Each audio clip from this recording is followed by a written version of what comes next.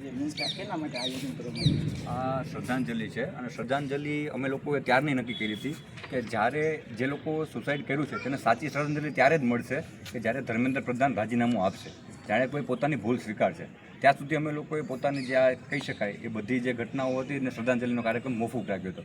આજે શ્રદ્ધાંજલિ એટલા માટે રાખવામાં આવી કે આજે ધર્મેન્દ્ર પ્રધાને રાજીનામું આપ્યું છે એટલે આજે સાચા અર્થમાં મીણબત્તીથી નહીં પણ જે સાચી રીતે આ શ્રદ્ધાંજલિ મળવી જોઈએ તે આજે મળી છે.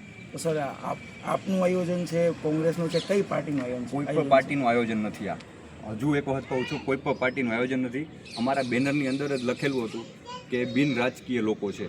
આ તમામ જે આવેલા લોકો છે તે વિદ્યાર્થીઓ છે જે સાચે ક્યાંક ને ક્યાંક ક્યારેક કોઈ પણ ઘટનાએ સિસ્ટમ સાથે ક્યાંક ને ક્યાંક એની સાથે કોઈ પછી પોલીસની વાત હોય કે કોઈ પણ એક કાગળિયા ઘટવાને કારણે પછી યુનિવર્સિટીમાં કોઈ બીજી કોઈ ઘટના હોય કે કોઈ પણ જગ્યાએ મામલતદારે જાઓ ગમે તે જગ્યાએ જો ક્યાંક હેરાન થયેલ પરેશાન થયેલ વ્યક્તિઓ છે.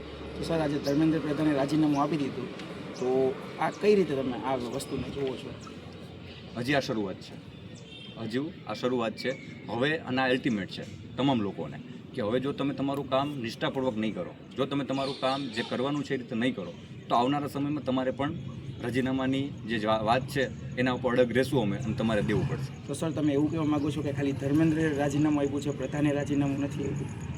પ્રધાને રાજીનામું નથી આપ્યું. અત્યારે શિક્ષણની વાત હતી, શિક્ષણ સાહેબ જે છે ધર્મેન્દ્ર પ્રધાન એ આવ્યા છે વાતમાં તો એણે દીધું છે. હવે આવનારા સમયમાં જો પીએમ સાહેબ પણ પોતાની જે કોઈ યોજનાઓ છે ઘણી બધી છે કે પેટ્રોલની મારામારી છે, બીજી ઘણી બધી છે, ત્યારે તમામ જનજીઓ પાછા ભેગા થશું, પાછી વાત રાખશું અને જો અમારી વાત માંગવામાં નહીં આવે તો પાછા પણ કાર્યક્રમો કરશું. પણ હવે આ અંત નથી, આ પ્રારંભ છે.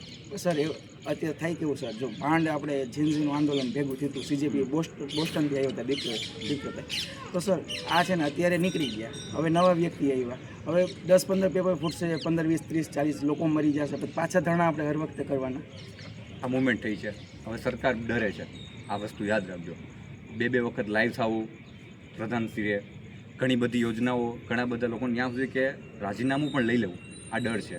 હવે આ ડર સરકારને જે છે અંદર એ ડર એટલો હદે છે કે હવે એ ક્યારેય પણ આવી ભૂલ નહીં કરે. Thank you sir.